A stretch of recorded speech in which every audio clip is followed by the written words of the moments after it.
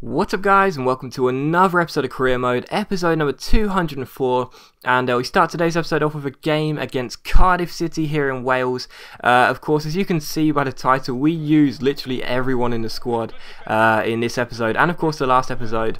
It's been such a congested run of fixtures, and as you can see, we've got so many players you may not have seen feature for the club many times before playing, and Sire of course being one who started up front for us, and Sire did get a goal. I know you guys have been saying play this guy more ever since I signed him into the first team squad through the youth academy, and chances are limited for players like Nsire to get into the side, but well, when he does come in, he does step up. Fantastic header by Nsire to give us the lead, and that made it Cardiff 0, Sunderland 1. Got a free kick here. Ronaldo in his final season almost scored an absolute scorcher, but unfortunately Joe Lewis was on hand to make the save. But unfortunately Lewis, who made a mistake the first time we played Cardiff this season when kicking the ball out, made another one here, gave it straight to Nsire. Nsire found Moreno, I think it was Moreno found Nsire, and Nsire put the ball into the back of the net. So 2 goals for our giant Ivorian striker. Definitely reminds me of Lamine JJ, and Nsire makes it 2-0 to Sunderland, gets both of the goals in a 2-0 win, so a very good 3 points there.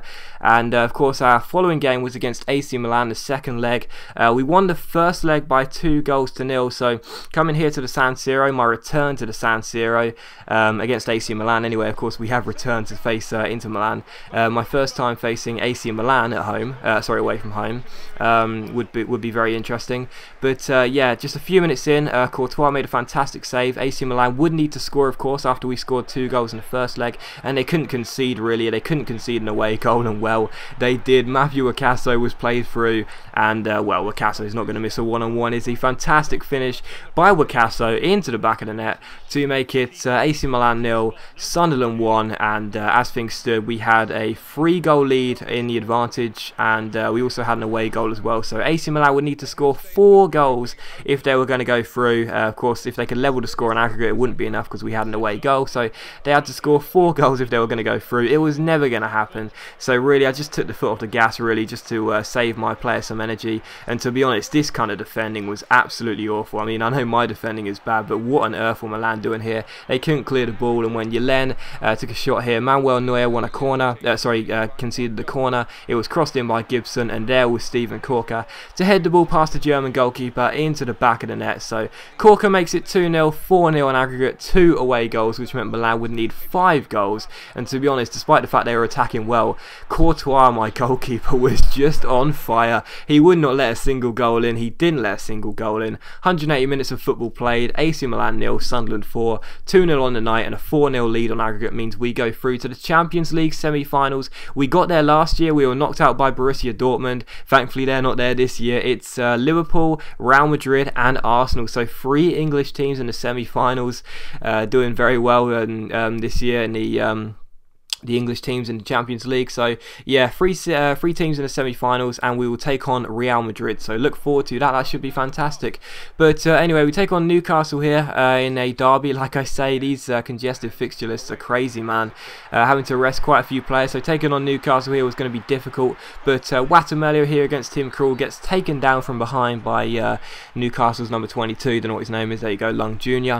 He takes him down, so Watamelio wins us a penalty. Of course, Felipe Marcano steps up. He is our regular penalty taker, barely misses, but he misses this one. Marcano's shot, well saved by Tim Krul, would have been reminiscent of the first game he ever played in this series. Can anyone tell me why? If anyone can tell me why Marcano scoring a penalty there would have been just like his first game for us, well, you know, if you can draw the similarities, then yeah, well done. Comment below if you know why. But anyway, Wakaso scores the only goal of the game. So Sunderland 1, Newcastle 0.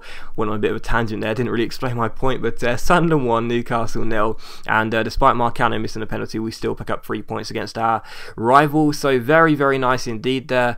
And the 3 points is good for us. But a player does get injured. It is Steven Corker, which is really frustrating. But thankfully, Cristiano Manini is back and fighting fit. No plaster next to his name. He is fully ready to start games, and he does start Hart against Manchester City in this game, and look at these players, man. It looked like we were going to forfeit this game. We had so many weak players out there because we have the FA Cup semi-final against Liverpool on the weekend, and we've got Real Madrid in midweek. You know, the fixture list is so congested, but look at this, man. Joe Hart, have we seen this before? Have we seen Joe Hart do this before? I'm pretty sure we have. Well, unfortunately, the ball wasn't put into the back of the net, of course. England versus Sweden, when Joe Hart headed the ball straight to Ibrahimovic, whose bicycle kick found the back of the net. Unfortunately, Moreno couldn't do the same. His one just went wide, but that would have been such deja vu there. But unfortunately, Moreno's acrobatic kick went just wide of the post. But Manchester City did have the advantage in this game, of course, with a far better side and a far fitter side. And unfortunately, Marco Shikushi played a great ball into John Guidetti. That's why I've always liked Shikushi. Plays a great ball into Guidetti, a striker I really do rate in real life. Would like to see him get a chance with Man City next season in the absence of Tevez and Balotelli. But anyway, he gets them off to a fantastic start here. But just before half-time, Moreno crosses the ball into Mayoral. What a fantastic header. Said in the last episode, this guy, man, he is such a great talent. You know, we picked him up for free at the start of the season. He's got that, has that something special, little trait, or has the potential to be special, whatever it's called. And he's a fantastic player. But anyway, made a double substitution here. Dan Lewis and Jackson Prosser came on as we are 1-1 here. Lewis crossed the ball in from the corner. It was headed away to Jackson Prosser. Look at this for a strike. Absolutely fantastic from my centre-half. What a fantastic finish by Prosser. And yeah, he punches the corner flag in delight. Absolutely fantastic half volley by my centre-back. So much power on that into the back of the net. Sunderland 2, Manchester City 1, and the game was turned on its head. So we were in front here for the first time. And in the 70th minute, City gave the ball away. What an interception and a free ball by Max Simpson. Absolutely incredible by my 16-year-old. He found Moreno, and Moreno dinked the ball over Joe Hart. Game, set and match. Sunderland were going to claim the 3 points here. Sunderland 3, Manchester City 1, but City were all at sea from set pieces, and they conceded another goal, 3-1 here. Belazika with the header to make it Sunderland 4, Manchester City 1. So despite digging deep, we had some super squad players as they all turned up. They barely get chances, but they did in this game, and they all performed. What a fantastic win. Sunderland 4, City 1. And as always, guys, a big thank you for watching. I really hope you enjoyed this video. If you have, please leave a like, and I'll see you for another episode of Career Mode, hopefully tomorrow.